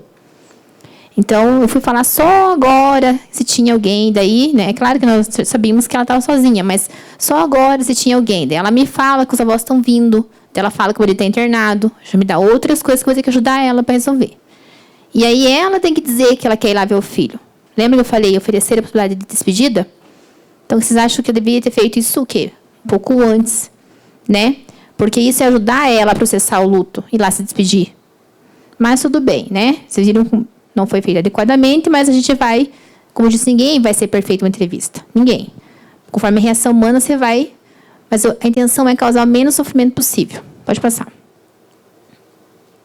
Vamos lá, aí você pode se despedir dele. Você falou pra mim que você queria uma visita religiosa. E se a gente combinasse você voltar mais tarde? Porque essa notícia que você recebeu agora é muito Mas eu não conheço ninguém, eu não tenho ninguém aqui. Mas nós temos um padre que vem fazer oração pra nós aqui no hospital. A gente podia combinar pra ele vir à tarde, ali por umas 2 horas, mais ou menos. O que você acha? E aí a gente entra pra rezar pra ele. Você, eu e o padre, fazemos oração. E aí você vai pra casa, reza um pouco, né? Eu tô vendo que você não tá nem indo pra casa, você não tá comendo nada, não deve nem estar dormindo. Depois dessa notícia terrível, né? Não tem condições de a gente poder te falar mais nada. Você precisa realmente de um tempo e a gente volta a conversar. Que são muitas coisas que eu tenho que te falar ainda. A gente tem que esperar chegar teu pai, né? Tua mãe, os avós. Quem sabe você vai lá visitar teu esposo, né? Você vai ter que pensar se você vai falar pra ele ou não, de como que tá o Júlio, o que aconteceu com o Júlio. Né? Dependendo como o seu esposo tiver, dá pra ver se o hospital libera ele pra ele vir aqui visitar o Júlio, pra se despedir do Júlio. É uma tragédia. Para nós é uma dor imensa ter que dar uma notícia dessa para vocês. Porque nós estamos aqui dia a dia lutando para salvar vidas. E perder uma criança tão jovem para nós é muito... uma das piores coisas que pode acontecer. E eu não consigo nem imaginar teu sofrimento. Se eu posso fazer, tá aqui para vocês. E tentar fazer o máximo que eu puder para estar amenizando o mínimo, né, da dor que você está passando. Você tem meu cartão, né, que eu já te passei. Se você resolver vir antes do horário, se você chegar em casa e tiver alguma outra dúvida, se você quiser que eu chame o médico para conversar novamente com você, para explicar alguma coisa, a gente está aqui realmente para tirar suas dúvidas. Tudo que você tiver, que você quiser esclarecer. Enfermeira, e se a gente repetisse os exames? Infelizmente, eu queria muito poder dizer pra você que isso é possível, Não Mas- pode estar errado isso, enfermeira. Infelizmente não, Annelise. Não há qualquer dúvida sobre os exames realizados. Eu queria muito dizer pra você que se você repetisse no hospital, que se a gente fizesse de novo, que a resposta seria diferente. Mas não, se a gente fizer 10 vezes, vai dar o mesmo resultado. O que aconteceu? Infelizmente. Agora, do milagre, vamos chamar o padre? Chamamos o padre e vamos lá fazer oração. Se for para Deus fazer um milagre, que ele acorde agora. Se ele acordar, abrir os olhos, tá feito um milagre. Mas às vezes, Annelise, o milagre que a gente está esperando é o outro. Deus escreve certo por linhas tortas. Talvez não é esse milagre que você está pensando que Deus está trazendo para você. A gente não sabe qual que é o propósito de Deus. Então, em relação à pausa, né? Vocês viram que ela tinha condições de falar de doação nesse momento? Nenhuma, né? Vocês acham que ela ia dizer não na hora? Né? Sem condições, perceberam, né? Você vê que ela oscilou na fase de novo, ela vai de novo para negação, ela vai de novo para barganha, e se fizesse exame de novo. Por isso que você tem que demonstrar muita segurança e, ao mesmo tempo, compaixão. Eu não falo direto, seco para ela assim, Annelise, não tem que fazer, já foi feito todos os exames. Eu não posso repetir. Uma vez feito que está morto, não dá para repetir exames. Olha a diferença da minha fala agora. E olha como falei com ela. Eu queria muito poder fazer isso. Até o tom de voz, gente. Demonstra compaixão, empatia. Eu queria muito poder dizer para você que é possível, que não é verdade. Mas esses exames, não tem nenhuma dúvida. Você dá até aquela pausa que é para a pessoa processar que aquilo realmente aconteceu. Então, assim, dá segurança para ela e faz ela processar o luto para ela chegar na fase de aceitação. E a pausa é fundamental. Casos trágicos, terríveis, pessoa sozinha, pessoa está na negação, está na barganha, está na raiva, está oscilando. Tem que dar uma pausa para a pessoa, nem que seja, às vezes, ir tomar um café. Tem família que a gente deixa sozinho, vocês não querem sair. Você quer ficar um pouco sozinha? Às vezes vocês estão em dois, vocês querem ficar vocês dois um pouco sozinho? Eu deixo vocês aqui para vocês rezarem. Vocês querem ir na capela, fazer uma oração? Vocês querem... Que nem ali, eu já sei que ela é católica, né? Então, eu tenho que saber qual é a religião da família. Eu já sei que ela é bem religiosa. Então, tem esse... Aí, eu uso isso também. Porque, para as pessoas religiosas, é muito importante. E ali foi cortado que nós temos um tempo limitado. Mas ela fala do milagre. Por isso que eu puxo o milagre. Que é uma das coisas bem... Uma estratégia bem ruim para nós. Tem que trabalhar quando a família acredita no milagre. Eu não posso minimizar a crença dela e dizer assim, não tem milagre nesse caso, está morto. Quem sou eu para dizer isso? Vai gerar empatia, compaixão para essa família? Estou dizendo para ela que o Deus dela, que ela acredita, não existe. Quando eu digo assim, é impossível milagre. Ele está morto. Não tem que ser feito. Mas, enfermeira, se acontece milagre? Não tem milagre. Está morto. Você quer apanhar, né? Se a gente fizer um negócio desse. Não é? Além de desrespeitoso, desumano, porque além de tudo que ela está passando, ainda eu estou minimizando a crença dela. Então, eu digo para ela, então, se você acha, vamos ver, vamos trazer o padre fazer um milagre, então. Mas assim que eu já puxei para a doação, eu falei para ela, mas talvez o milagre que você está pensando não é esse. Já dou uma ponte ali, tá? Em nenhum momento eu disse para ela que não era impossível. Já aconteceu comigo. O pastor disse, eu vou fazer um milagre, ele vai acordar. Eu falei, então vamos lá agora, na UTI. Todo mundo lá, eu junto, vamos rezar para ele acordar. Ficamos lá, fizemos uma oração. O pastor falou, não, essa noite nós vamos fazer uma corrente de oração. Tem que ter toda a igreja junto lá, que daí Deus vai acordar ele. Eu falei, e ficaram, eles estavam crentes no milagre. Eu posso dizer, não adianta nada vocês ficarem rezando. Não adianta vocês rezarem a noite inteira, que amanhã ele vai continuar morto. Não, eu falei, então, o que eu posso fazer para ajudar vocês? Vocês fazem a oração essa noite, então, né? Vamos esperar, então, esse milagre. Se ele acorda, E amanhã cedo, então marcamos às 8 horas para continuar a conversa. Eu posso fazer isso. A família não tem condições. Ela está acreditando no milagre, gente, né? Eu pedi doação agora, se ela está acreditando em milagre, ela está vivo. Que vai estar vivo. É eu matar o filho dela. Daí eu estou matando quando eu falo, vamos tirar os órgãos. Tá? Ok? Deu para entender, pessoal? Continuando. Eu não sei quanto tempo tem, eu estou preocupado com o tempo. Quanto tempo tem? 25 minutos? Tá. É que eu sempre quero falar tudo, é tanta coisa, gente. A aula de entrevista familiar, só simulação, é em média aí 40 horas, assim, que a gente tem. Média. Então, é por isso que é difícil, muitas coisas para nós falarmos. Eu vou tentar ser mais sucinta. Tá bom? Por isso que o vídeo eu tive que cortar também, porque senão não ia dar tempo. Pode passar. Você acha a gente combinar de tarde? Aí eu combino com o padre vem, nós entramos lá, fazemos oração para ele, né? Aí a gente vê a questão do seu marido vir se despedir dele também. Eu posso estar ligando lá no hospital, falando com a equipe médica, para conseguir uma UTI móvel, para deslocar ele até aqui, para ele se despedir do filho. Você não acha que ele ia gostar de se despedir do filho? Sim. Você vai ter que falar para ele, né? Ai, não sei como é que eu vou fazer isso, meu Deus. Pode pausar. Você vai... Eu já sei que para autorização familiar eu tenho que estar com o pai e com a mãe. E eu já sei que vai ter que ter o pai e a mãe para assinar todos os trâmites. Mas em vez de eu dizer para ela assim, nós vamos ter que trazer tua esposa aqui. O que eu faço? Jogo para ela. Será que ele não gostaria de vir aqui se despedir do filho?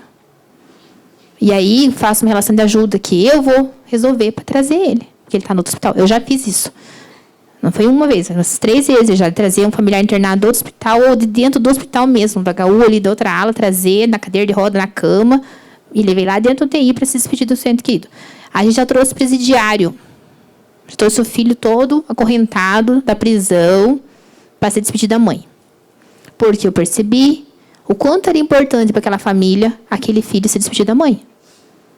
Foi fácil para a equipe? Não foi. E é essa a nossa função. Mesmo que essa família não tivesse doado, mas todos eles doaram, graças a Deus, que salvamos vidas ainda, tivemos esse prêmio, olha só o meu resultado. Eu consegui que aquele preso pudesse se despedir da mãe. Ele estava preso há uns 8 anos. E a mãe nunca foi lá, porque ele falava que não era para ela ir, que ele tinha vergonha. Então, disse que a mãe chorava todos os dias de saudade do filho, que ela queria ver o filho. E ela morreu. Então, assim, olha o sentimento dessa família. A importância que era para aquela família, aquela, de certa forma, eles dois se reencontrarem. Então, nós fizemos de tudo. Falamos até com o Papa, se fosse preciso. E conseguiam trazer o cara. Trouxemos, ele foi lá, num horário especial, veio junto, e ele entrou, e ele se despediu junto com a família, com os irmãos, fizeram oração, o padre veio e viu a mãe. E esse é outro caso. Mesmo que seja uma necessidade minha, que eu vou precisar do pai e da mãe porque é menor, eu não posso demonstrar que porque eu quero. Tem que ser uma decisão deles. Se no final a mãe disser que não quer, que o pai decidir que não vão, que o pai não vem, que o pai não quer ver o filho daquele jeito, já aconteceu comigo também. O que eu vou fazer? Eu vou dar meu jeito daí. Então eu vou lá falar com o pai. Eu já fiz isso também. Já fui lá no outro hospital falar com o pai. Entrevistei ele lá. Entrevistei a mãe aqui. E aí ela falou que eu teria que falar com o pai lá porque ela não tinha condições. Então eu fui lá falar com o pai. Só que na verdade foi o contrário. Eu entrevistei o pai no hospital e quem estava internado era a mãe. Eu fui entrevistar a mãe. Lá no hospital. Porque ela não queria vir ver o filho. Ver ele na situação que ele estava. Pode continuar. Precisa de um tempo maior para falar com ele sobre isso. A gente pode marcar mais tarde também. Acho que você precisa primeiro processar tudo isso.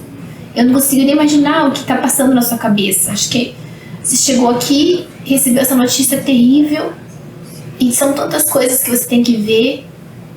Acho que não tem condições de a gente continuar conversando. Acho que você precisa mesmo de um tempo para você conseguir se centrar em suas ideias, pensar em tudo que está acontecendo. E aí eu vou estar aqui à sua disposição. O que você acha? A gente volta a conversar depois. Pode ser 1 hora, 2 da tarde. Eu vou estar aqui. Então acho que a gente marca por umas 2 horas que meu pai e minha mãe devem estar chegando. E a gente volta. A gente continua conversando, até lá você faz uma oração, pede pra Deus, né, te iluminar, pede pra Deus te dar uma luz, tenta entender um pouco o propósito de Deus, o que tudo isso está acontecendo. E eu estarei aqui te esperando. Você quer que eu chame o padre? Pode chamar. Posso chamar? Então eu vou chamar o padre que atende aqui. Vou falar pra ele vir a partir das 2 horas. Aí nós vamos todo mundo lá, fazemos oração pro Júlio, né? E aí você pensa em relação ao seu esposo, como é que nós vamos fazer, se você vai querer trazer ele ou não, se você vai conversar lá com ele, depois ele vem, né? E aí você me traz como que você quer fazer. E eu vou dar um jeito de tentar te ajudar no máximo que eu puder. O que tiver ao meu alcance eu vou fazer. Tá? Tá bom, enfermeira. Eu vou então. Eu vou. Eu venho, fico lá no date esperando. Quando você chegar, manda mensagem no meu celular, que você tá lá, aquele celular de plantão, e eu vou lá te receber lá na porta do TI. Tá bom? Tá bom. Tenta comer alguma coisinha. Tá? Tá bom. Tá bom? Tá bom. Vai com Deus, tá? Difícil. Meus pêsames. Tá muito difícil.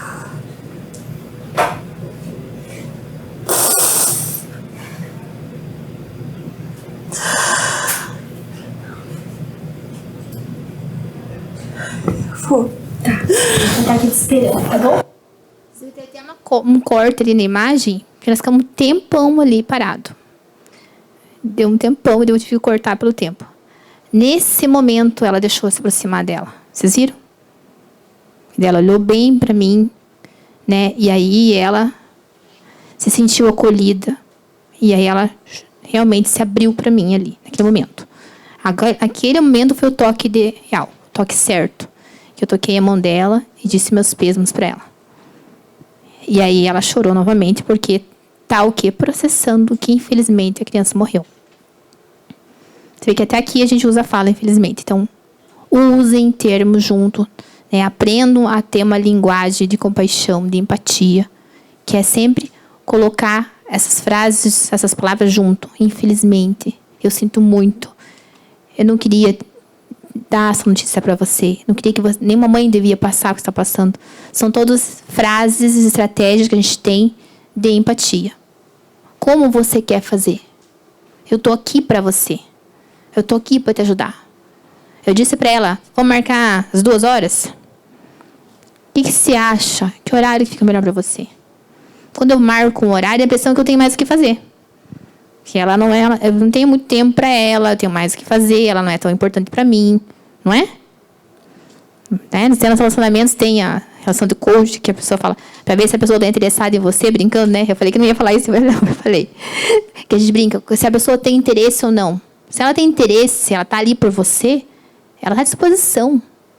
Mas venha 13 horas. Ó, não, vamos marcar as 2 horas. 2 horas a esteja aqui. Deixa a pessoa. Você está ali por ela, então, uma hora que ela quer ver. É claro que você vai tentar meio conduzir, porque nós sempre estamos correndo contra o tempo.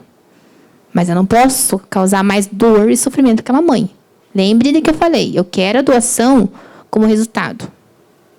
O processo é o acolhimento. Pode passar. Aí teve, então, um intervalo, né? Elise, nossa, eu achei que foi tão bonito, né? O Padre Erlei, ele... Nossa, a gente gosta de trazer ele, porque ele tem uma sensibilidade tão grande, né? Você viu que oração mais linda que ele fez pro Júlio? Nossa, enfermeira. Foi tão bom pra mim, sabe? Foi tão bom ver ele ali. Foi tão bom escutar aquelas palavras do padre. Nossa, me fez tão bem. Me fez tão bem, porque tá tão pesado pra mim. Tá tão pesado. Tão difícil a gente ter que imaginar que a gente não vai mais ter aquela pessoinha do lado, né?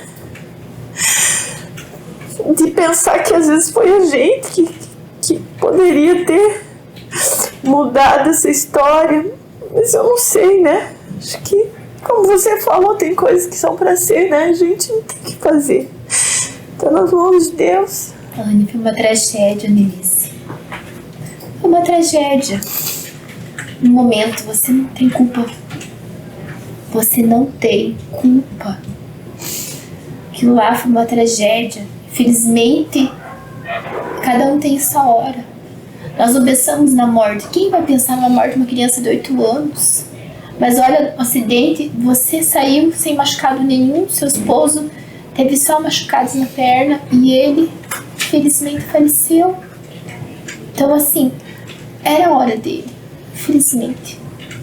Como o padre falou, né? Deus escreve certo por linhas tortas. Então, era a hora dele, infelizmente.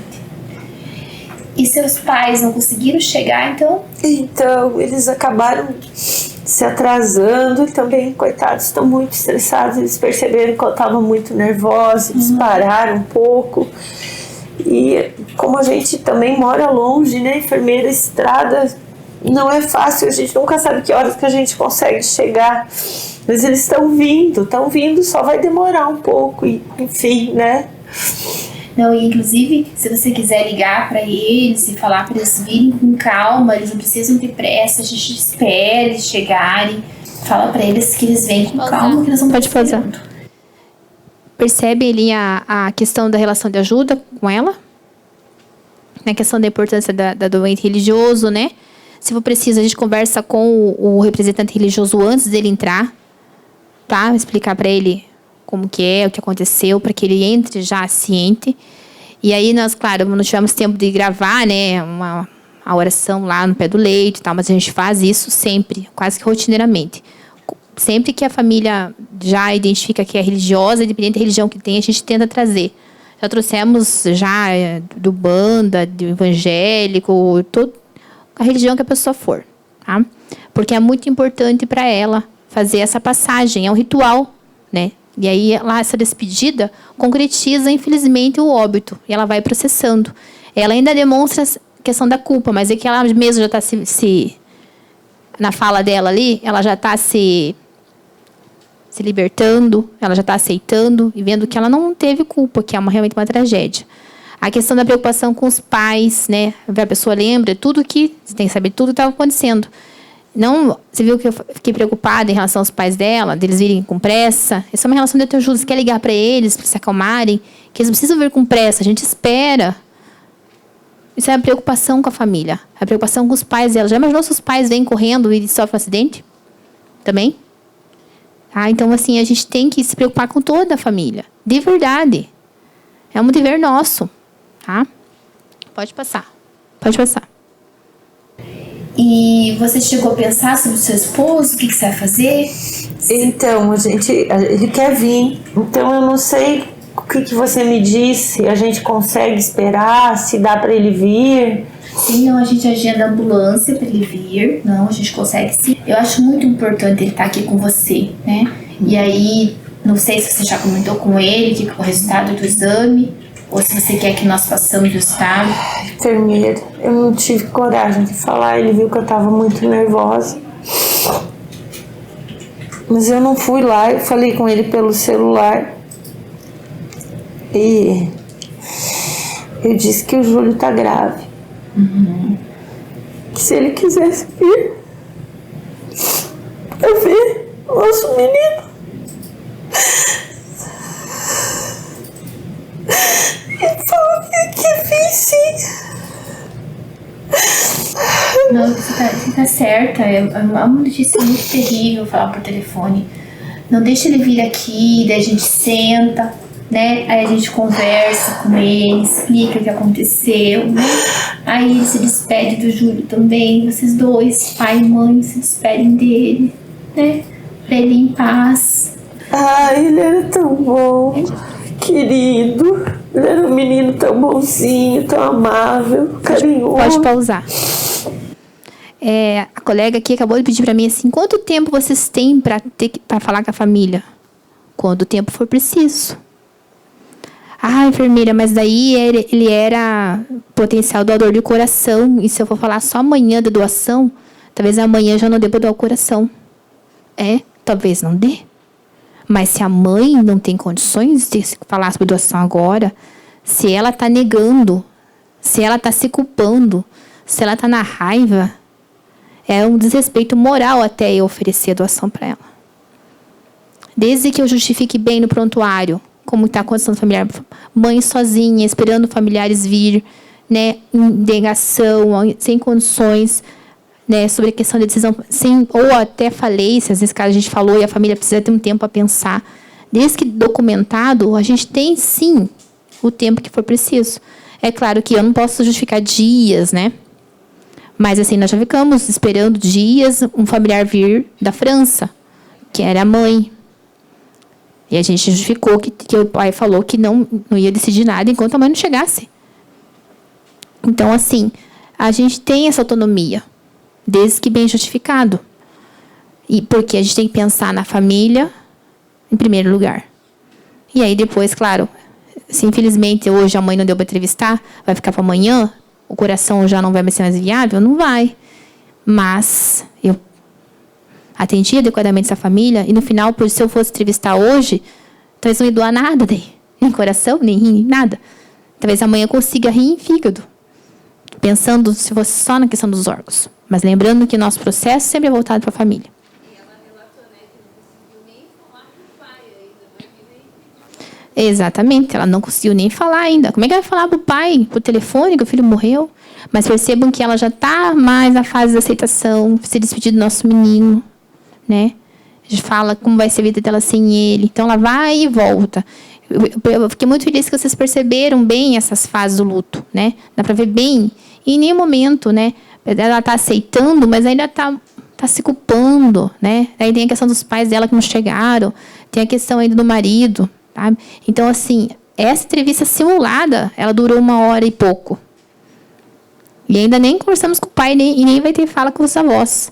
Então, a gente fica um dia falando com a família. Às vezes fala a manhã inteira, né, Anne? E daí dá um intervalo, você continua à tarde.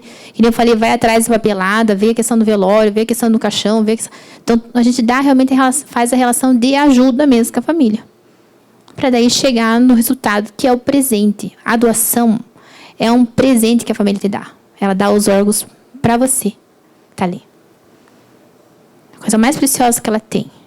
Claro que movida por um ato de doação, de compaixão, que você eleva ela a tomar essa decisão de mostrar para ela o quanto ela vai fazer, né? Mas, no final, é o resultado do teu trabalho. Então, nós somos protagonistas nesse processo. Olha a importância do papel do enfermeiro. E hoje, no Brasil, 90 e poucos % das entrevistas são realizadas por enfermeiros. Então, olha só como é uma área de atuação, de expansão da enfermagem. Tá?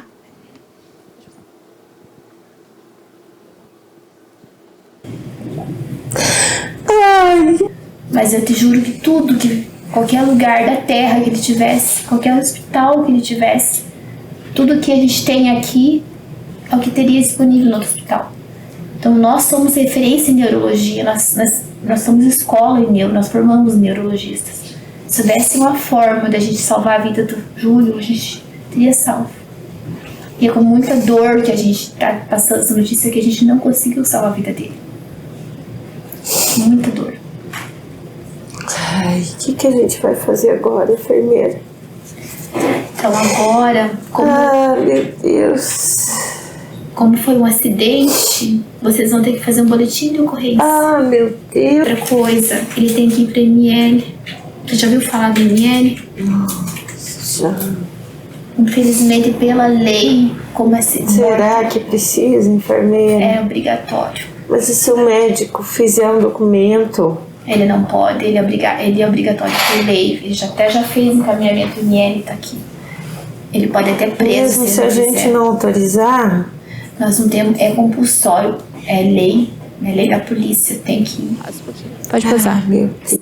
Aí mais a relação de ajuda, sempre naquela questão de empatia, mesmo sabendo coisas óbvias que tem que ir para o ML. A minha fala sempre é de compaixão em relação a ela. Nós não podemos, infelizmente a gente não pode, o médico pode, ele tem que mandar, é compulsório, é a lei, tá? Então, assim, a gente sempre tem essa fala de compaixão com a família mesmo. Pode continuar. Se a gente não caminhar para a ML, a gente responde legalmente. E isso é demorado, enfermeira? Então é um pouco demorado, porque eles vão ter que fazer uma autópsia.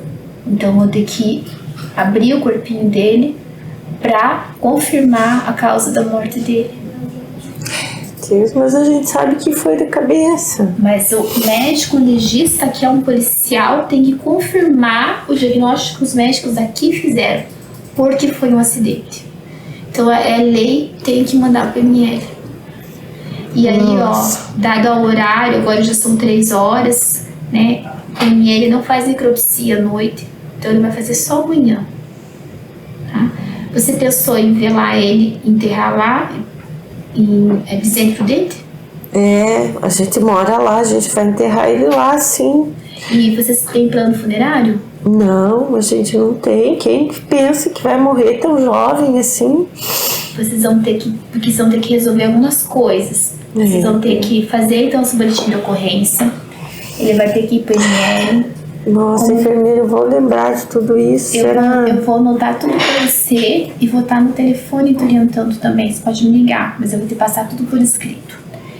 E aí você vai precisar, quando teus pais chegarem, eles vão poder te ajudar na questão de que eles vão ter que ir lá em Presidente Prudente, ou alguém de lá vai ter que ver o local onde vai enterrar ele, vai ter que ver o local onde vai fazer o velório, vai ter que escolher o caixão dele, a roupinha que ele vai usar. Meu Deus do céu. E daí tem que fazer o translado do corpo daqui pra lá. Só que o milagre que eu tava falando pra você sabe que, Anne, eu fiz um juramento de salvar vidas, juramento nosso no hospital. E eu juro pra você que nós fizemos tudo pra salvar a vida do Júlio. E agora eu tô diante de você aqui pedindo pra que você salve a vida de outras crianças por meio da doação. Como assim, enfermeira? Porque nesse tempo que você vai fazer tudo isso, que vocês vão ter que ir para lugar para enterrar. Vocês perceberam a relação toda da autoajuda, eu explico todo o processo que vai ser. Claro que eu cortei umas partes, mas eu explico bem mais como que é. E aí, vocês acharam que o momento que eu ofereci a doação foi adequado?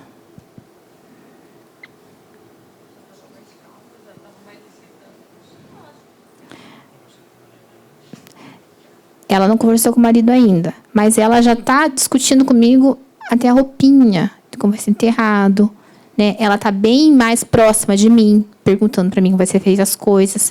O marido virá ainda, mas a gente já ficou a manhã inteira conversando à tarde. Então, o momento pode ser sim, só que eu tenho que cuidar como falo. Vocês viram que eu falei assim, ele pode salvar outras vidas e não ele pode ser doador de órgãos. A gente nunca começa uma entrevista falando o seu pai pode ser doador de órgãos. O seu pai pode salvar. Se você tiver o quanto os órgãos, pode até falar o número, que aumenta ainda mais a questão do ato. 8 vidas, 4 vidas. Então, sensibiliza mais. É mais humano a fala. Então, eu falo para ela que ele pode um milagre, que ela vem falando, e durante a entrevista ela fala muito milagre. É um milagre mesmo. A doação é um milagre, que a pessoa consiga sair lá num trauma gravíssimo como aquele, chegue no hospital, não morra lá na hora, só depois e seja um potencial doador. Ainda mais uma criança de 8 anos. Por quê? Porque vai salvar outras crianças. E hoje no Brasil morre em média 9 pessoas por dia na lista de espera. No Paraná tem 3.500 pessoas esperando por um órgão. No Brasil, mais de 50.000 pessoas esperam por transplante. As pessoas morrem esperando. Claro que eu não vou usar, né, isso um apelativo para a família, porque eu não quero causar mais dor e não quero coagir a mãe. Mas eu tenho que informá-la que esse ato, sim, vai salvar outras vidas. E aí vou justificar. Continue. Fazer o boletim de ocorrência, ver o caixão, até as avós chegarem, até o seu esposo vir se despedir dele. A gente vai fazer o processo de doação e entregar o corpo para vocês amanhã cedo. Doação como? Doação... A doação dos órgãos, ele pode ser doador, inclusive, do coração. E você sabia que a criança que precisa do coração, ela, se não receber, ela vai morrer.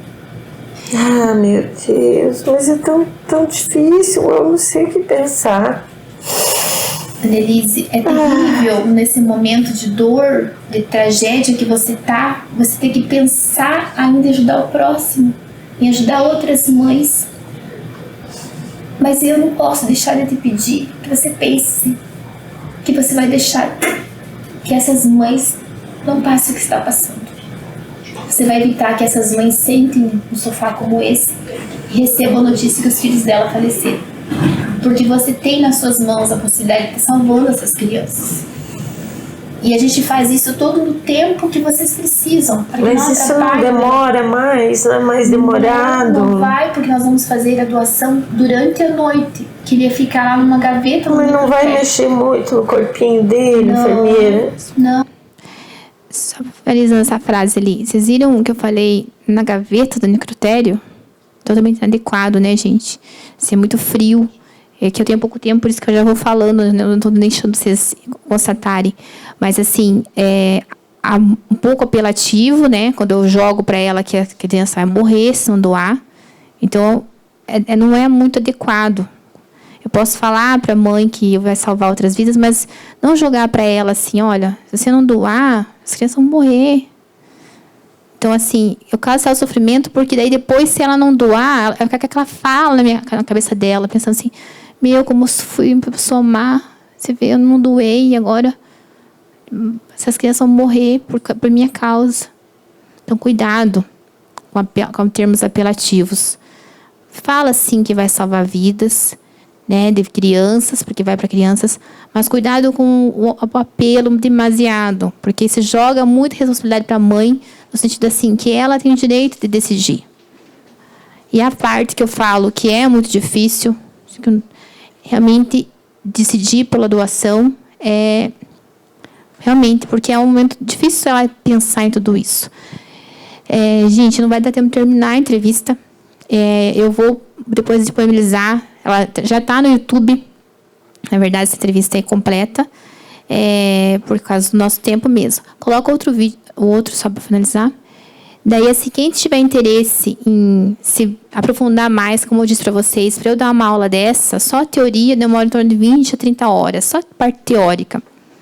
Só as estratégias para cada tipo de negação são mais 20 horas. Por exemplo, se a família é contrária à doação, é uma estratégia. Se a família não quer que mutile o corpo, é outra estratégia. Se a família não quer que o tempo, eu quero o corpo daqui 3 horas, eu não quero esperar mais que 3 horas.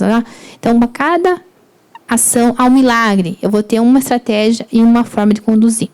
Então, eu vou disponibilizar para vocês aí, quem tiver interesse em se aprofundar no assunto. Aí tem um curso online que eu disponibilizo. Pode passar. Você, técnico de enfermagem e enfermeiro, você sabia que hoje no Brasil, os hospitais públicos e particulares, pela lei, eles são obrigados a ter uma comissão de transplante? Você sabia que a enfermagem tem um grande campo de atuação nessa área? E que poucos têm qualificação para isso? Primeiramente, porque não tem qualificação na faculdade. Não tem nem nos cursos técnicos e nem na graduação uma disciplina específica sobre o processo de doação de órgãos e tecidos para transplante. Mas você vai ter o diferencial porque você vai ter essa qualificação. Eu sou uma profissional que trabalha há 16 anos com o processo de doação de órgãos e tecidos para transplante e estarei aqui para dar cursos e te qualificar para que você possa trabalhar com esse processo, com essa grande área de atuação, um grande espaço no mercado de trabalho, uma oportunidade enorme para você se qualificar e ter ainda mais um campo de atuação, que é poder trabalhar com um transplante e salvar vidas. Atenção, temos uma oportunidade para você.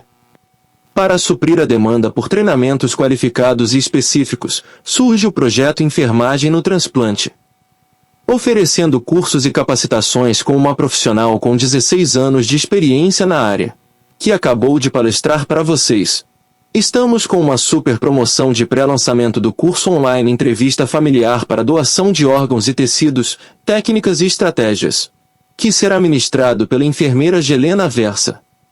Você estudará no conforto da sua casa a hora que quiser, pois o curso é gravado e as aulas ficarão disponíveis numa plataforma 24 horas por dia. As aulas já foram gravadas e estão em fase de pós-produção e estarão disponíveis na primeira quinzena de abril. Mas atenção! Preparamos uma oferta especial para quem acabou de assistir essa palestra em Curitiba.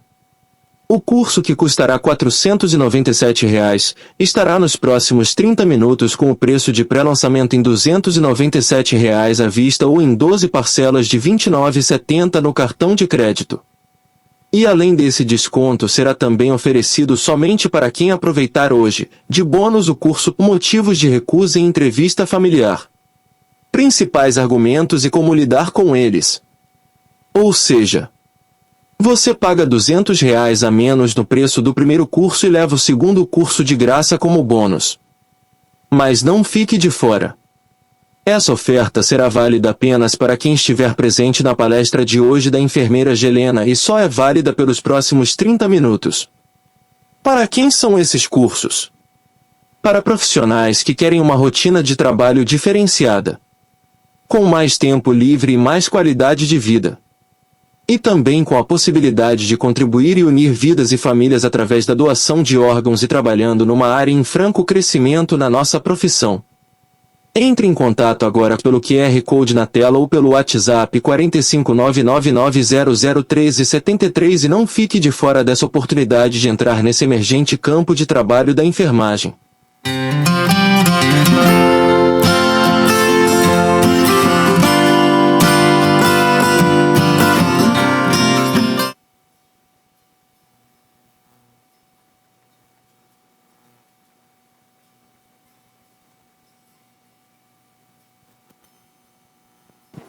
Eu tenho Instagram também com o mesmo nome, é Enfermagem no Transplante.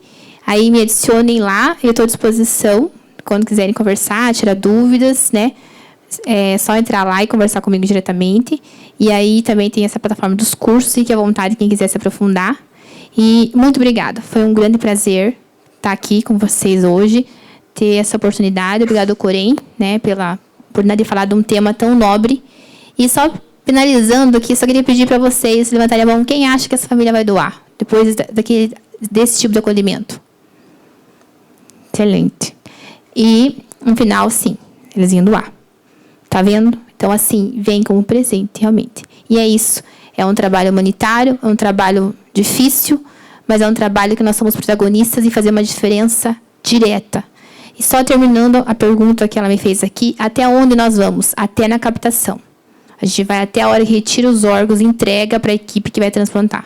Então, nós vamos até o final. Então, são aprendizagem em todas as etapas, desde o pré-acolhimento, diagnóstico morte-cefálica, captação, tudo. Então, aí a gente tem que se qualificar para poder trabalhar. E é, como eu disse, uma área em grande expansão. E enfermeiro, graças a Deus, é protagonista nessa área. Ok? Obrigada, gente.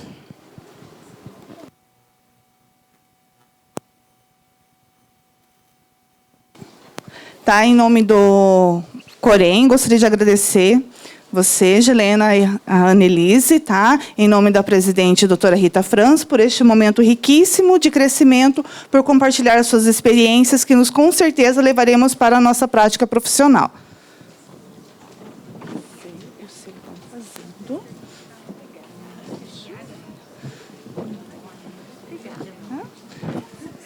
E para os que estão presentes na palestra de encerramento, teremos sorteios depois, no final, de bolsas de pós-graduação, especializações e muitos outros brindes, tá? Fiquem atentos também nas nossas redes sociais, pelo Instagram e Facebook, que depois a palestra delas vai ficar disponível pelo YouTube, tá? Todas as palestras do Congresso.